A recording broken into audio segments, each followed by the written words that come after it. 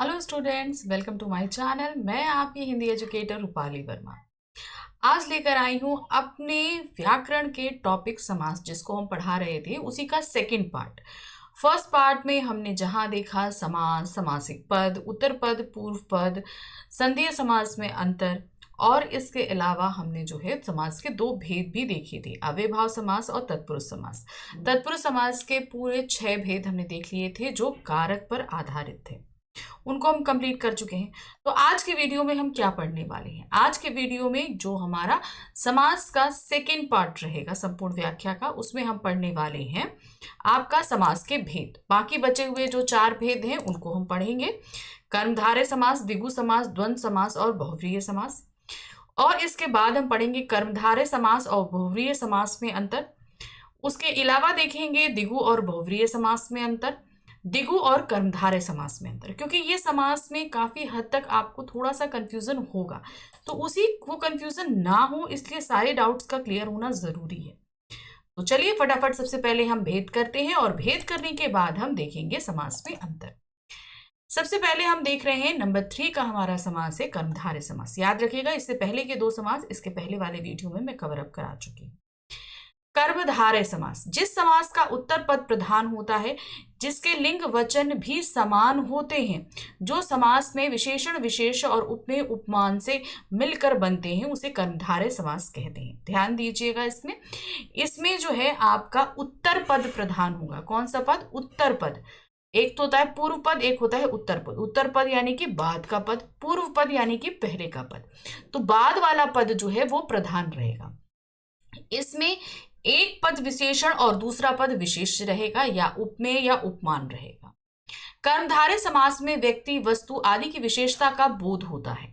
कर्मधारय समास के विग्रह में है, जो, के समान है, जो तथा रूपी शब्दों का प्रयोग होता है। यानी कि जब हम इसका क्या कहते हैं, विग्रह करते हैं, तो विग्रह करते समय है जो, के समान है जो, या रूपी शब्दों का हम इस्तेमाल करते हैं जब हम विग्रह करते हैं। ध्यान रखिएगा, समास हमारे पास है, जैसे हम बोलेंगे नील कमल, नीला है जो कमल, हम ऐसे बोलेंगे ना, नील कमल, हम ऐसे बोलेंगे। लेकिन जब इसका विग्रह करेंगे तो हम क्या बोलेंगे? नीला है जो कमल। तो हमने इसमें क्या लगाया? है जो लगाया। तो ये 3 चीजें आती हैं, है जो, के समान है जो, और रूपी। ये 3 जो है शब्दों को हम विग्रह करते समय जोड़ते हैं। ध्यान रखिए, इसमें एक पद विशेषण और एक पद विशेष्य होगा। उत्तर पद आपका विशेष्य रहेगा और पूर्व पद विशेषण रहेगा। इसमें उत्तर पद प्रधान होता है, यानी बाद वाला प्रधान, क्योंकि उसी की विशेषता बताई जा रही है, इसलिए वो हमेशा प्रधान रहेगा। अब उदाहरण देख लीजिए, फटाफट समझ में आ जाएगा। जैसे लिखा है चंद्रमुख। अब यहां पर चंद्र है और मुख है, 2 पद है। अब इसमें पहला पद आपका चंद्र है, पूर्व पद, उत्तर पद है मुख। तो मुख की क्या विशेषता है? कि वो चंद्र के समान है। तो ये आपका विशेष है और चंद्र आपका विशेषण है। जैसे चंद्रमा के समान मुख वाला, विशेषता है ना, चंद्रमा के समान मुख वाला। तो यहां देखिए के समान हमने लगाया, मुख वाला। ठीक, ध्यान रखिए, उत्तर पद की विशेषता हमेशा बताई जाएगी, वो विशेष होगा और वही ही प्रधान होगा। पूर्व पद आपका विशेषण होगा। अब आते हैं दही बड़ा। क्या है? दही बड़ा।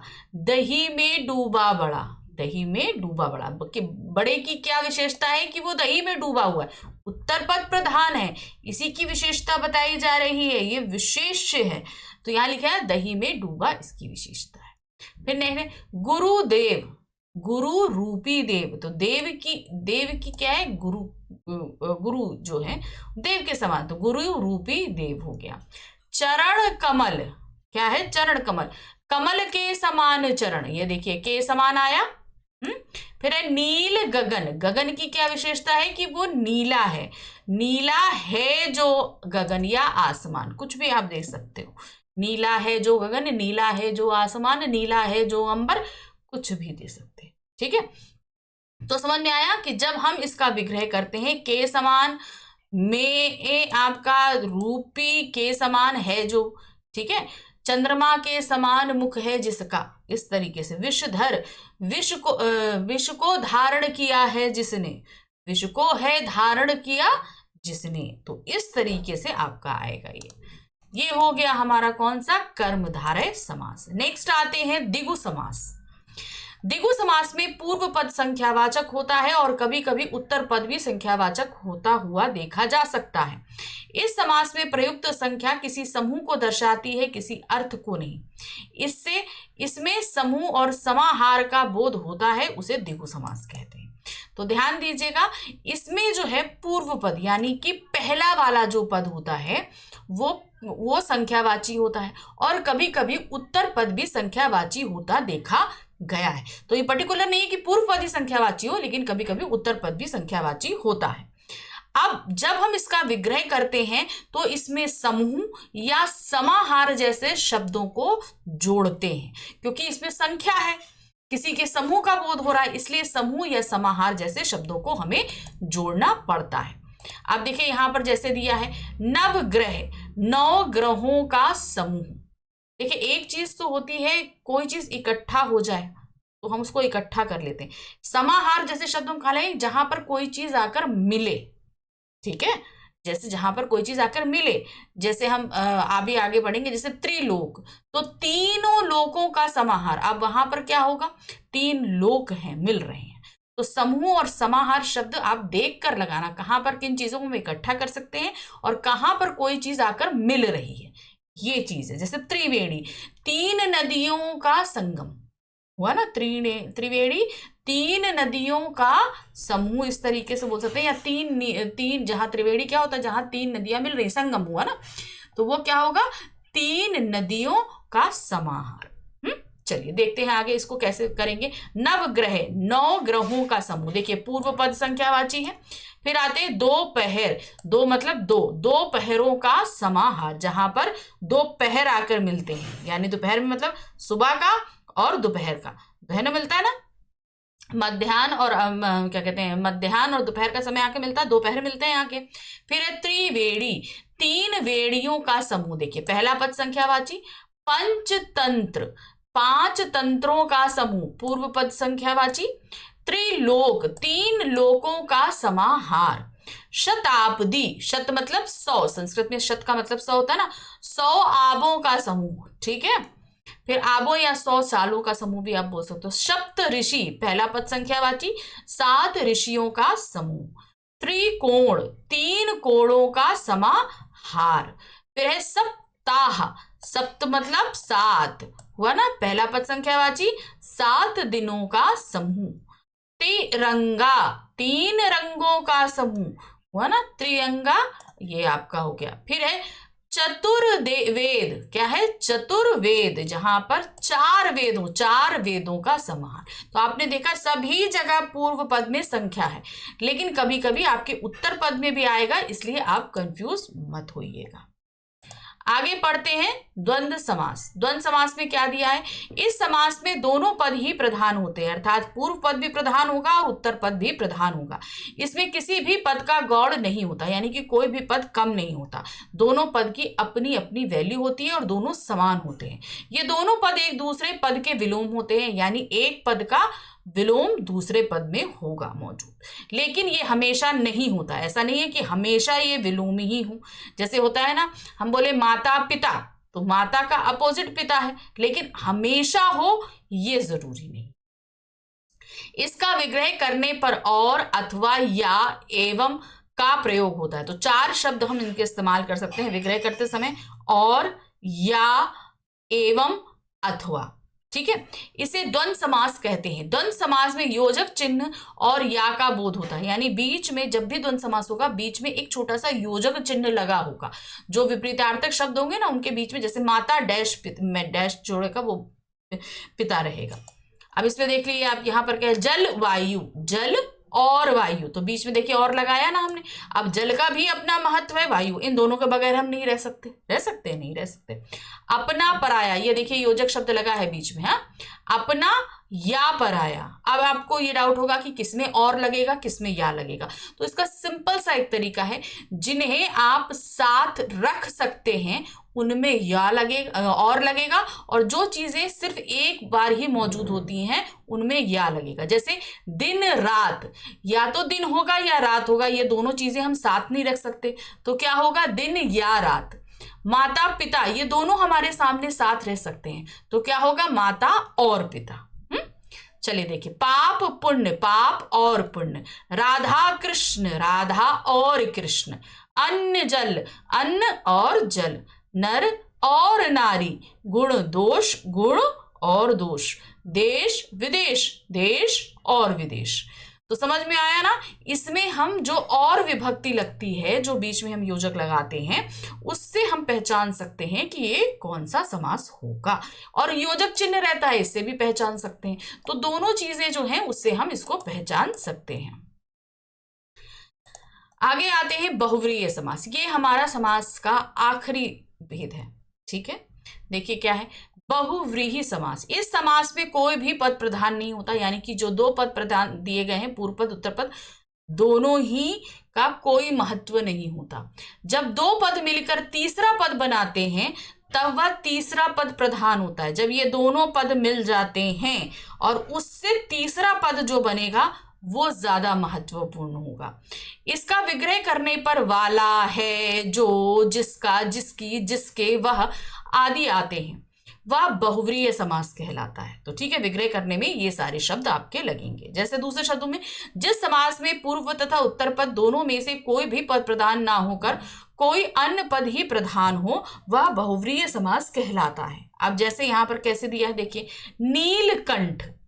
अब नीलकंठ है, अब कंठ मतलब गला, संज्ञा। अब इसका नील नीला है वो, तो विशेषण और विशेष हुआ। आप इसको बोलोगे ये कर्मधारय समास में, नहीं, ये कर्मधारय समास में नहीं आएगा। नीलकंठ तो पूरे विश्व में एक ही है ना, हमारे महादेव, है कि नहीं। तो यहां पर क्या है, नीला है, नीला है कंठ जिसका, अर्थात शिव। ये जो तीसरा पद शिव बना, इसका ज्यादा महत्व है, इसलिए यहां पर क्या होगा, बहुव्रीहि समास। हमेशा ध्यान रखना, ये दोनों पद नील और कंठ, इन दोनों का कोई महत्व नहीं है, लेकिन ये दोनों मिलकर जिस तीसरे पद की तरफ हमें संकेत कर रहे हैं, यानी कि महादेव या शिव, वो ज्यादा महत्वपूर्ण है। हम उन्हीं के बारे में तो बताने की कोशिश कर रहे हैं। जैसे हम बोलेंगे गजानन, गज के समान आनन है जिसका, अर्थात गणेश। तो गजानन, तो हम का अगर पता है, गज के समान आनन है जिसका, गज के समान मुख है जिसका, लेकिन हम बात किसकी कर रहे हैं, वहां पर हम गणेश जी की कर रहे हैं। तो वहां पर हमने जो तीसरा पद गणेश किया वो ज्यादा महत्वपूर्ण था, गजानन का अपना महत्व था ही नहीं। तो वहां जहां पर दोनों ही पद का कोई महत्व न रहकर कोई तीसरा पद जो बन रहा है उसका महत्व हो, तो वहां बहुव्रीहि समास होता है। यहां पर दोनों पदों ने मिलकर एक तीसरे पद शिव का संकेत किया है, इसलिए यह बहुव्रीहि समास होगा। तो समझ में आ गया आपको। अब इसके उदाहरण देखिए, समझ में। इस समास में समासगत पदों में कोई भी प्रधान नहीं होता। जो समास हमारे पद दिए गए कोई मान, बल्कि पूरा समस्त पद ही किसी अन्य पद की विशेषता बतलाता है। अब इसका देखते, जैसे गजानन, गज का आनन है जिसका, गणेश। तो ये तीसरा पद बनाना, हमेशा याद रखना। त्रिनेत्र, तीन नेत्र हैं जिसके, अर्थात शिव। अब यहां पर अब आप देख रहे हो ना, एक तो हुआ जैसे नीलकंठ। अब हमने ये चीज आपको बताई थी कि ये कर्मधारय समास में एक विशेषण एक विशेष होता है, नीला है कंठ जिसका, है ना, वो कर्मधारय समास। त्रिनेत्र, देखो पहला पद संख्यावाची है, ये द्विगु समास का भी आ सकता है। तो अभी इसीलिए मैं इसका अंतर भी आपको समझाऊंगी ताकि आप कंफ्यूज नहीं होंगे। फिर आए नीलकंठ, नीला है कंठ जिसका, अर्थात शिव। तीसरा बनाना, लंबोदर, लंबा है उदर जिसका, गणेश। दशानन, दश है आनन जिसके, रावण। तीसरा पद बना। चतुर्भुज, चार भुजाओं वाला, विष्णु। विष्णु जी की चार भुजाएं होती हैं। फिर है पीतांबर, पीले वस्त्र हैं जिसके, कृष्ण। चक्रधर, चक्र को धारण करने वाला, विष्णु। तो समझ में आया ना, जहां पर दोनों ही पद अपने आप में गौड़ हो जाएं और तीसरा पद की तरफ संकेत करें, वो आपका बहुव्रीहि समास होता है। तो समास के भेद तो खत्म हो गए, हमने सारे समास के भेद बने, अव्यय भाव, तत्पुरुष समास, कर्मधारय समास, द्विगु समास, द्वंद्व समास और आपका बहुव्रीहि समास, ये 6 समास हमने आपको बता दिए और तत्पुरुष समास के भी 6 भेद बता दिए मैंने। ये हो गया। अब हम आ जाते हैं अंतर में, क्योंकि अब बहुत सारा कंफ्यूजन होता है, ठीक है। तो यहां पर देखिए कर्मधारय समास और बहुव्रीहि समास, यहां पर जो है आप देखोगे कर्मधारय समास में कुछ शब्द ऐसे होते हैं और जो हम बहुव्रीहि समास में भी इस्तेमाल करते हैं। कैसे, देखिए इन दोनों समासों में अंतर समझने के लिए इसके विग्रह पर ध्यान देना चाहिए। कर्मधारय समास में एक पद विशेषण तथा उपमान होता है और दूसरा पद विशेष या उपमेय होता है। जैसे यहां पर दिया गया है नील गगन, नील विशेषण है तथा गगन विशेष है। इसी तरह चरण कमल, चरण उपमेय है और कमल उपमान है। अतः ये दोनों उदाहरण कर्मधारय समास के हैं, ठीक है। बहुव्रीहि समास में समस्त पद ही किसी संज्ञा के विशेषण का कार्य करता है। जैसे चक्रधर, चक्र को धारण करता है जो अर्थात श्री कृष्ण। अब इतना फर्क ना करके हम आपको इजी में एक चीज समझा देते हैं। कर्मधारय समास में सॉरी, कर्मधारय समास में क्या होता है कि हम किसी भी चीज का वो विशेष्य बना सकते हैं और किसी को भी विशेषण बना सकते हैं, होता है ना। लेकिन बहुव्रीहि समास में वही चीजें आती हैं जो विश्व में सिर्फ एक होती हैं। क्या होती हैं? जो विश्व में सिर्फ और सिर्फ एक होंगी। जैसे हमने गजानन बोला तो वो गणेश जी की तरफ इशारा कर रहा था, तो गणेश जी तो सिर्फ एक ही होते हैं, विश्व में पूरा एक है। नीलकंठ, नीलकंठ तो सिर्फ एक का है, शिव जी का। तो सिंपल एक आप ये समझो, कर्मधारय समास में हम जैसे नीला गगन है, वो तो कहीं पे भी हो सकता है, लेकिन हम बहुव्रीहि समास में हम सिर्फ उसी की बात करते हैं जो विश्व में एक है, सिर्फ एक है, उसका जैसा कोई और दूसरा है ही नहीं। आप दशानन ले लीजिए, दशानन तो खाली सिर्फ एक ही, रावण एक ही है जिसके 10 सर हुए, दूसरा तो और कोई था ही नहीं, है ना। तो ये चीज आपको ध्यान रखनी होगी, ये सबसे बड़ा फर्क है कर्मधारय समास और बहुव्रीहि समास में। इन दोनों में ही एक पद विशेषण और एक पद विशेष्य होता है। अब बारी ये आती है कि अगर मान लीजिए हमारे पास समास दे दिया तो हम क्या बताएंगे कि ये कर्मधारय समास है कि ये बहुव्रीहि समास है। सिंपल ध्यान देना उसमें कि मान लीजिए जैसे नीलकंठ दिया है, तो नीलकंठ तो सीधे सीधे सीधे आपका बहुव्रीहि समास में आ जाएगा, लेकिन अगर नील गगन दिया होगा तो वो आपका कर्मधारय समास में आएगा, क्योंकि नीलकंठ पूरे विश्व में सिर्फ एक है। अब चतुर्भुज आएगा, जो चतुर्भुज में आप कंफ्यूज हो गए कि कर्मधारय में लिखेंगे कि हम बहुव्रीहि में लिखेंगे। अब जब इसका अगर विग्रह दिया होगा तो उसमें आप देख लेना कि जहां पर दिया है 4 भुजाएं हैं जिसकी अर्थात विष्णु दिया, तब तो बहुव्रीहि में गया। और अगर हम बोल देंगे 4 भुजाओं वाला, 4 भुजाएं हैं जिसकी, तो वो आपका हो जाएगा कर्मधारय में, क्योंकि विग्रह जो हो रहा है उस पर ध्यान देना। देखो जब हम चतुर्भुज का विग्रह कर रहे हैं तो देखो, जब कर्मधारय के लिए कर रहे हैं तो क्या बोल रहे हैं? 4 भुजाएं हैं जिसकी, ठीक है ना, ये हुआ। अब बहुव्रीहि में कराएंगे 4 भुजाओं वाला अर्थात विष्णु, तो ये आपको ध्यान रखना है विग्रह। चलिए नेक्स्ट आते हैं। अब इसका आप देख लीजिए कर्मधारय समास और बहुव्रीहि समास में अंतर। नीलकंठ, नीला है जो कंठ, वो आ जाएगा कर्मधारय में। नीला कंठ है जिसका अर्थात शिव, वो बहुव्रीहि में चला जाएगा। फिर आते हैं लंबोदर, मोटे पेट वाला, कर्मधारय समास। लंबोदर, लंबा है उदर जिसका अर्थात गणेश, बहुव्रीहि समास। मैंने बोला ना, मेन इसके विग्रह में ही सारा भेद छुपा है। महात्मा, महान है जो आत्मा, कर्मधारय। महात्मा, महान आत्मा है जिसकी अर्थात विशेष व्यक्ति, तो यहाँ विशेष व्यक्ति जो है वो एक एक्स्ट्रा अलग से बना। कमल नयन, कमल के समान नयन है जिसके अर्थात, अगर सॉरी कमल के समान नयन कर्मधारय समास हो गया। अगर हम बोल दें कमल नयन, कमल के समान नयन है जिसके अर्थात विष्णु, बहुव्रीहि समास में चला गया। पीतांबर, पीला है जो अंबर, वो वस्त्र हुआ, अंबर का मतलब होता है वस्त्र, कर्मधारय समास में आया। पीतांबर पीले अंबर है जिसका, अर्थात कृष्ण बहुव्रीहि समास में आया। तो मेन खेल किसका है, सारा विग्रह का। जब विग्रह करते हैं उसी की विधि पे ये समास डिपेंड होते हैं। नेक्स्ट आते हैं द्विगु समास और बहुव्रीहि समास। द्विगु समास में क्या था, पहला पद संख्यावाची, जबकि बहुव्रीहि समास में भी ऐसे कई हैं जिनमें पहला पद आपका संख्यावाची होता है। देखिए क्या है, द्विगु समास का पहला पद संख्यावाचक विशेषण होता है और दूसरा पद विशेष, जबकि बहुव्रीहि समास में समस्त पद ही विशेषण का कार्य करता है। यानी कि दोनों ही पद, जैसे हम बोलेंगे नीलकंठ, तो ये किसी की विशेषता ही बतला रहा है, शिव जी की विशेषता बतला रहा है नीलकंठ ना। उसी तरह हम बोलेंगे त्रिनेत्र, तो त्रिनेत्र किसकी विशेषता बता रहे हैं, शिव जी की, उन्हीं के पास तो त्रिनेत्र है ना। देखिए यहां पर क्या है, चतुर्भुज, चार भुजाओं का समूह हो गया द्विगु समास।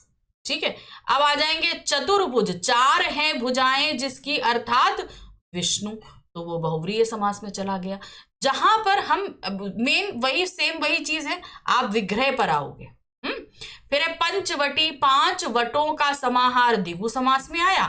पंचवटी, पांच वटों से घिरा एक निश्चित स्थान, अर्थात दंड कारण में स्थित वह स्थान जहां वनवासी राम ने सीता और लक्ष्मण के साथ निवास किया, बहुव्रीहि समास। अब यहां पर आप देख रहे हो, यहां पर पर्टिकुलर उसी जगह का नाम दिया गया पंचवटी जहां पर राम लक्ष्मण सीता जी ने निवास किया, तो वो तो सिर्फ एक ही है चित्रकूट में। लेकिन पंचवटी जहां पर पांच वट मिल जाएं वो भी पंचवटी है कि नहीं। तो अब ये मेन है कि किसके बारे में बात हो रही है, निवास स्थल के बारे में कि वटों के बारे में।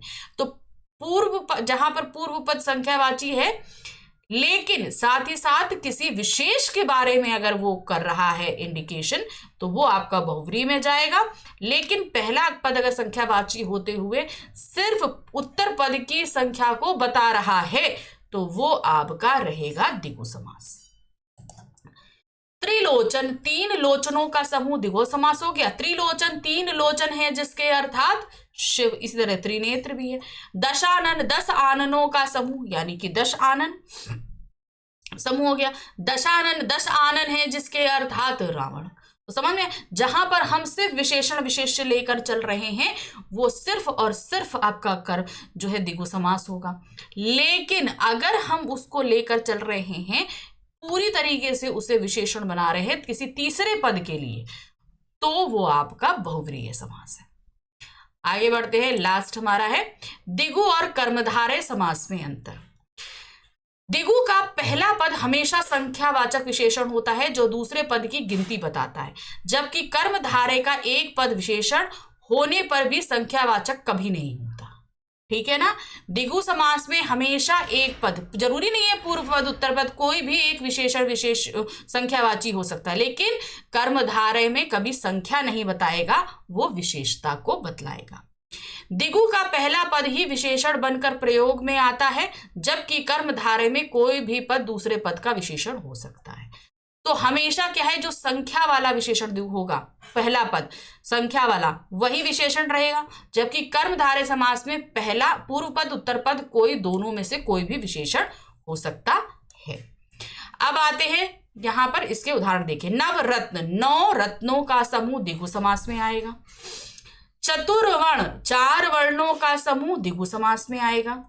पुरुषोत्तम, पुरुषों में जो है उत्तम वो कर्मधारय समास में आएगा। रक्तोत्पल, रक्त से रक्त है जो उत्पल, कर्मधारय समास में आएगा। तो समझ में आया ना, जहां पूर्व पद आपका संख्यावाची है वो आपका द्विगु समास है, अगर संख्यावाची नहीं है तो वो कर्मधारय समास के अंतर्गत आ जाएगा। तो देखिए किस तरीके से फटाफट मैंने आपको समास के बाकी बचे भेद बता दिए और साथ ही कुछ समासों में आपको अंतर भी समझा दिया। खास तौर से जो मुश्किल रहा वो आपको लगेगा बहुव्रीहि समास और कर्मधारय समास। बस इसकी थोड़ी सी प्रैक्टिस करेंगे, आपके सारे डाउट क्लियर हो जाएंगे। तो इसी तरीके से मैं हमेशा आपके लिए व्याकरण का एक नया टॉपिक लेकर आ रही हूँ ताकि आपके लिए व्याकरण क्लियर रहे। तो अगली बार भी व्याकरण के नए टॉपिक के साथ मिलेंगे। Thank you for watching, bye bye.